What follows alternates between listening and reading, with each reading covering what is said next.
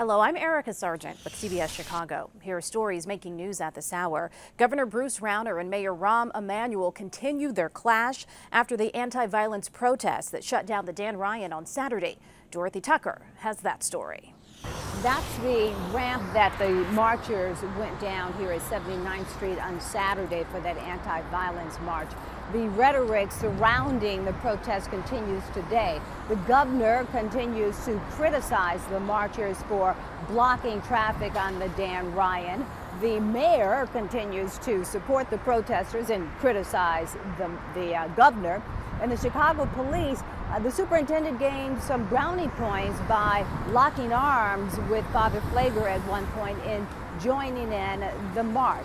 Father Pfleger feeling like that he got the attention of politicians in the media, in the world that he wanted to get. And now he is sending a message to the politicians, to the governor and the mayor, asking them to meet with him and saying that if he does not get the response that he wants, the response being more funding for the neighborhoods, then he will stage another event.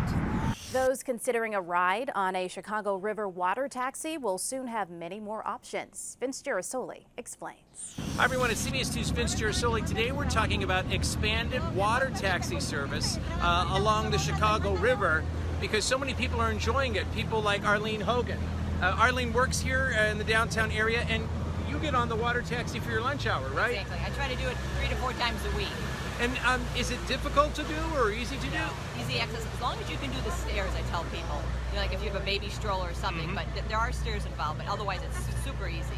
And you'll program your lunch hour so that you can take advantage of the vistas on the water taxi? Exactly. I look at the schedule so I know what time I want to be on what boat, so that's very flexible.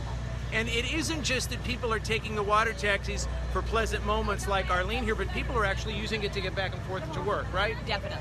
A lot of people use it, especially because it starts like at 6 in the morning. So if you're anywhere in the downtown area, and a couple of my workers are, they just take it right to work. Maybe you should take it too. I know. And here is meteorologist Mary Kay Kleist with your forecast.